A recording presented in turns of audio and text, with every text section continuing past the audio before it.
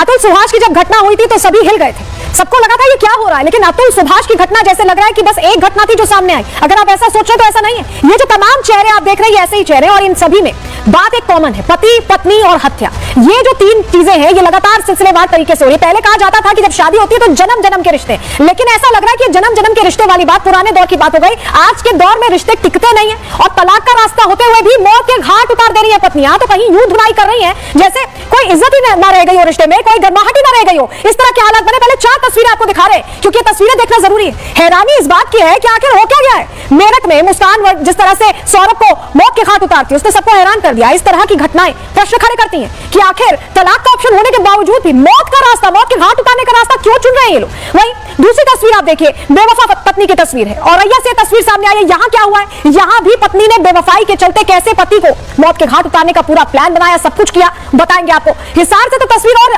हैरान करने वाली आई है। बॉक्सर पत्नी ने कोतवाली के अंदर जमकर धुनाई करी है। क्या तस्वीर है वो भी दिखाएंगे आपको। और सतना में भी, ये देखिए जो सतना में आप देख रहे हैं वो तस्वीर तो गवाही है एक तरह से, क्योंकि अभी तो हमने देखा कि कोई मौत के घाट उतार रहा है, कोई तलाक के चक्कर में कोतवाली तक पहुंच गया, यहां तो पति बचाओ बचाओ चिल्ला रहा है। इस तरह के हालात हो गए। हुआ क्या है, चलिए सबसे पहले आपको जरा तस्वीरों के जरिए शुरुआत करें। 2 तस्वीर दिखा रहे हैं। पहले आप तस्वीर देख रहे हैं औरैया मामले की। ये तस्वीर देखिए, 5 मार्च को जो शादी होती है, देखिए सिर्फ 14 दिन, 5 मार्च को शादी होती है और 19 मार्च को महज 14 दिन के अंदर पत्नी पति का कत्ल कर देती है। ये औरैया की घटना है और ये घटना हैरान करती है क्योंकि ये शादी जो जन्मों जन्मों के लिए हुई थी, जैसा कहा जाता है हमारी कहीं ना कहीं संस्कृति में, तो जो जन्मों जन्मों की शादी थी वो 2 हफ्ते भी नहीं टिक पाई। पत्नी ने पति को मौत के घाट उतार दिया। क्या हुआ है औरैया में, चलिए पूरी जानकारी आपको देते हैं। औरैया में मेरठ जैसा ही हत्याकांड हुआ है। शादी के 14 दिन बाद पति का मर्डर कर दिया। पत्नी ने पति की हत्या की बकायदा सुपारी दी है, सुपारी किलिंग कराई है। प्रेमी के साथ मिलकर पति की हत्या की गई है। 5 मार्च को प्रगति और दिलीप की शादी हुई थी, हमने आपको तस्वीर भी दिखाई, और 19 मार्च यानी महज 14 दिन बाद दिलीप को गोली मार दी गई। सुपारी किलर ने दिलीप को गोली मारी, बकायदा कॉन्ट्रैक्ट दिया था पत्नी ने। सोचिए, इलाज के दौरान दिलीप की मौत हो गई, उसे अस्पताल ले जाया गया लेकिन इलाज के दौरान उसकी मौत हो गई। महज 14 दिन। आप सोचिए, ना शादी करना भी चुन सकती थी ये महिला, लेकिन इसने मौत के घाट उतारना चुना। परिवार क्या कह रहा है सुनिए। हमारे साथ परिवार के कुछ लोग मौजूद, उनसे बात करते हैं। सर, कैसे ये पूरी घटना हुई, चूंकि आप लोग परिवार के ही हैं, और क्या जबरन शादी कराई गई थी? नहीं, वो तो लड़के और लड़की की जो है इच्छा से शादी हुई थी। परिवार वालों की ऐसी कोई इच्छा नहीं थी जो शादी हो, जो मुझे मालूम है। और ये लोग रहने वाले तो मैनपुरी के हैं, नगला दीपा, और हम लोग यहाँ बहुत टाइम से रह रहे हैं, 10 साल से किराए के मकान भी लोग रहते हैं। तो हम लोगों का आपसी संबंध बढ़िया है, पारिवारिक जैसे संबंध है। तो परिवार वालों की इच्छा नहीं थी कि ये शादी हो, लेकिन वो बच्चे की शादी सहमति से शादी हुई। अच्छा, क्या इन दोनों की सहमति से? क्योंकि कई जगह ये स्टेटमेंट आ रही है कि जो शादी है ये जबरन कराई गई थी, उसका मन नहीं। ऐसा तो कुछ भी नहीं है, जो शादी हुई है ये अपनी मर्जी से शादी हुई थी। इन लोगों का प्रेम प्रसंग था, जो भी था मर्जी से शादी हुई थी। लड़के के परिवार वाले भी एग्री नहीं थे शादी के लिए, लेकिन फिर लड़के की मर्जी को देखते हुए फिर एग्री हो गए।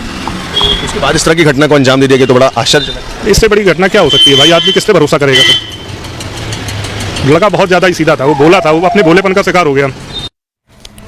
दिलीप के परिजन हैरान है क्योंकि अभी अभी शादी हुई थी और ये घटना हो गई, लेकिन प्रगति अपने साथ मौत का सामान शादी वाले दिन ही लाई थी। क्यों मैं ऐसा कह रही, डिटेल आपको देते हैं, हैरान कर देगी ये जानकारी आपको। यानी पहले से प्रगति ये प्लानिंग करके आई थी। प्रगति शादी के बाद ही हत्या की प्लानिंग के साथ तैयार थी। विदाई के दौरान वो जहर लेकर आई थी अपने साथ, यानी जब शादी हो रही थी तभी से प्रगति को यह मंजूर नहीं था।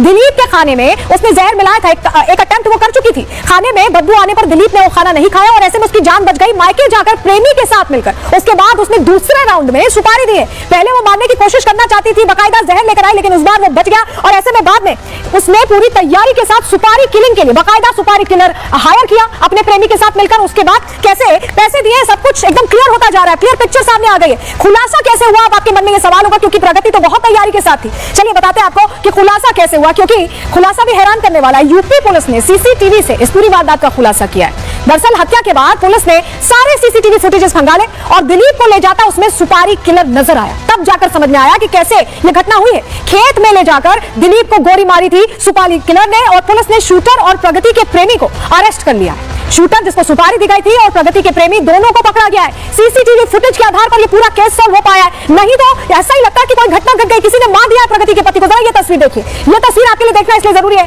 क्योंकि आप देख रहे हैं ट्रिपलिंग करके जा रहे हैं। ये देखिए, इसमें शूटर के साथ बकायदा प्रगति का जो साथी है वो भी मौजूद है और ये तस्वीर एक तरह से पूरे मामले को सॉल्व करने में की रोल प्ले करती दिखाई दी है, क्योंकि यहां साफ तौर पर खुलासा हो गया कि कैसे दिलीप को सुपारी किलर अपने साथ ले जा रहा है, खेत में ले जाकर गोली मारी गई थी। तो आप अगर सोच रहे हैं कि एक लौता मामला है, तो नहीं, ये घटना एक सामने आई। अब आगे बढ़ रहे हैं, अगली तस्वीर तो आपको और हैरान करेगी, क्योंकि आप समझिए पुलिस ने पूरा ये जो पूरा घटनाक्रम है इसे डिकोड कैसे किया, सुनिए।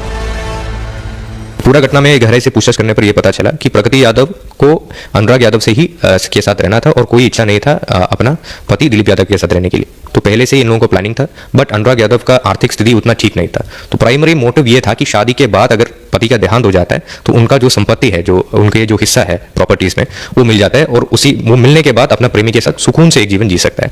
तो इसी को लेकर उन्होंने पूरा प्लानिंग किया और ये घटना घटी। तो औरैया का तो पूरा खुलासा आपने देख लिया, लेकिन अभी हमने कहा था कि पुलिस ने औरैया मामले में बड़ी जानकारी दी कि कैसे पूरी घटना को अंजाम दिया गया। अब पकड़ी जा चुकी है प्रगति और उसका प्रेमी भी पूछताछ इस मामले में चल रही है। लेकिन अब अगली खबर का रुख करते हैं। अगली तस्वीर आपके सामने रख रहे हैं, जहां पर बकायदा साक्ष्य सामने आ गया। सतना में कैसे पत्नी बर्बर तरीके से अपने पति को पीट रही है और वीडियो बना रहा है, उससे रोक भी रही है। सुनिए जरा। तो बंद करो ना। नहीं तो तुम मेरे को हाथ पे मार नहीं मार रही है, बंद करो। हाँ तो बंद करो। नहीं देखिए तो मेरे को मार रही है, देखिए बंद करो ना। तो फिर हाथ छोड़ आप बोलिए तो मैं बात करने के लिए मैं तो फिर तुम मारोगी ना, मेरे को और मार रही है। मेरे पापा को कुछ तो है नहीं, कल भी मेरे को थप्पड़ मारी, तुम भाई मेरे कान मैं नहीं मारूं, मेरे कुछ नहीं मारूंगा। नहीं तो तुम दूर होकर बात करो ना, मुझे तुमसे बहुत डर लगता है। नहीं उधर रखा हुआ है ना, नहीं मुझे जाने दो, जो काम है मुझे बताओ भाई। मैं बैठा हूँ। नहीं तुम मेरे को मार रही, दूर करो मेरे प्लीज, प्लीज ऐसे दूर चलो, मेरे से दूर करो। देखिए मेरे को मार रही है तो दूर चलो ना।